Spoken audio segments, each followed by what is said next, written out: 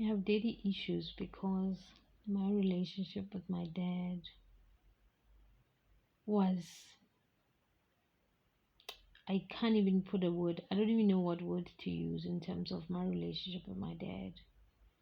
My dad had me when he was 17 years old, and I was a very sick child. And at church, at my grandmother's church, they told her that I needed to go and live with my dad's family. That's the only way I'll feel okay. That's the only way I'll be okay as a child. Thank God my family listened, and I moved to my dad's side. I grew up from my dad's side for as far as I can remember. They told me that I started living there when I was 6 months, and my my father's mother was the one that was raising me. When I was born, my father's mother was around 70 something. She was already in her 70s. She was old, but she was a businesswoman, owned a shebeen, and she was calling the shots. Financially, we were doing very well. We never lacked anything.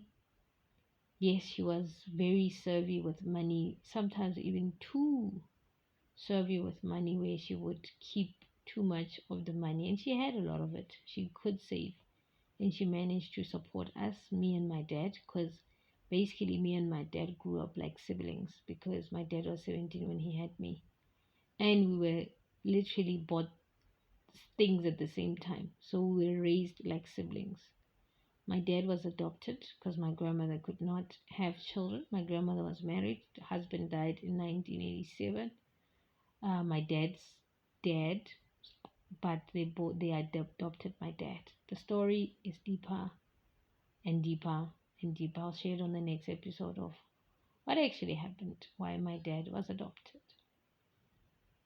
So growing up with my dad as a sibling, it felt like we were siblings more than, I think it only starts to make sense now when I'm an adult, because when I was a child, there was no big issues in terms of how we raised. But I always had an estranged relationship with my dad because my dad had his own, I'm not sure if I should say insecurities or what was happening. My dad was used to being the only child. And when I was born, then there was that competition, that sibling rivalry between me and him without me understanding because I was way, way, way too young.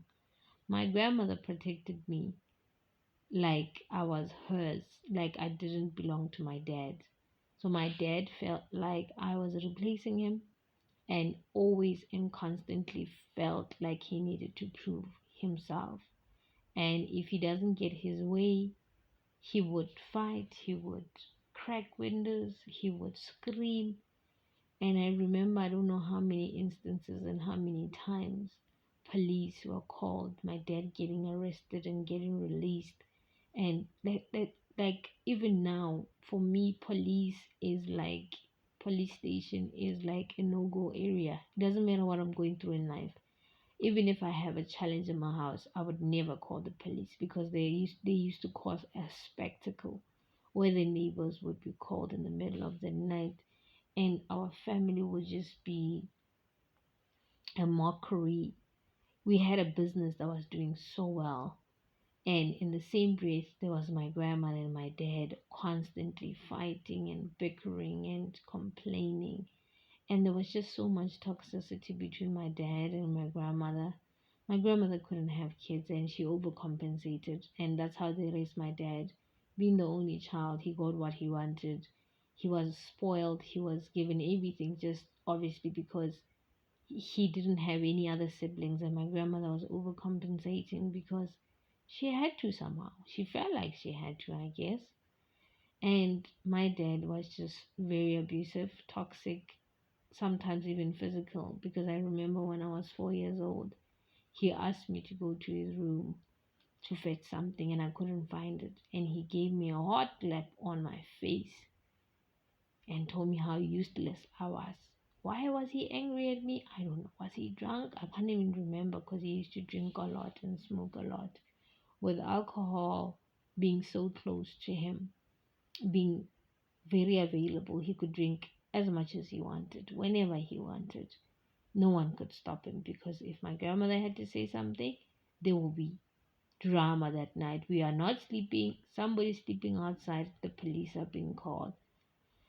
It was just a toxic relationship that at some point, and when I was around 18, 19, I chose not to get involved into, and I decided to live a different kind of life. And I completely shut that door, and I left my grandmother and my dad, and I went to live in Pretoria. My mother passed away, and there was just them. And having a relationship with my dad that wasn't constant, that was not consistent. I don't remember any time my dad telling me that he loves me, he cares about me, or when he did something nice for me. Actually, there's only one point where he actually ever did something nice for me. He bought me jeans and took me out with my baby brother because I've got a baby brother. He has a child with another woman. That's the only time I remember. I was probably 14, just after my mom died. 14, and then he took me out to do some shopping. And that is just it. I struggled with depression in high school so much. After my mom died, I moved to my aunt's house, my mom's sister, and I struggled with depression. I was in and out of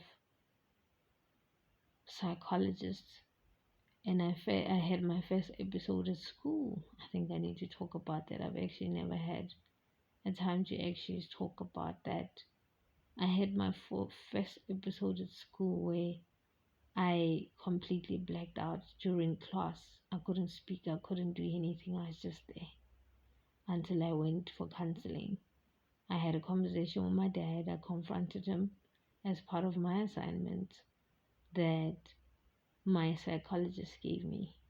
I thought that could help change the situation because I always felt like if my dad was a better person, life would have been different because the Shabin business that my grandmother had, my dad took it over and then he ran it to the ground. By the time I moved to my aunt's house, there was no business anymore. The financial situation that we all understood, that we all lived in, where we had everything we wanted. We had cereal for breakfast, we had for dessert, we had vanilla custard, clover vanilla custard at the time. We ate anything, we had anything we want. Yes, there was no traveling as much, there was no restaurants as much, but we lived and we ate and we had everything we wanted. But by the time I was like 16, there was no money, there was no business. Everything had gone down the drain because of my dad. And my grandmother was too old to do anything at the time. I was too young to do anything because my dad was such a bully. No one could ever tell him anything, and he ran everything to the ground. And I have daddy issues because my dad, should I say, was immature. But all I know is that I don't know what the correct word is. But my dad was suffering from a lot of demons. My dad was also spiritually gifted. And somehow it really, really was a challenge for him. He struggled with anxiety, he struggled with depression, he struggled with borderline personality disorder, and that affected me badly. And that caused me to become the person that I was before my awakening. I struggled with relationships so much. I struggled with trust issues, trusting men. I attracted the same kind of people. Most times, if I can remember, I attracted the same people that had the same personality like my dad. And my relationships really never stuck because of, I think, the mirror, I think the lesson, I think the trauma. I carried the trauma with me everywhere I went. Somehow, today I'm single. I still have daddy issues, but I'm working on it and I'm still healing because healing is a process. It's not something that was done overnight. It's not something that happened overnight. It happened over years.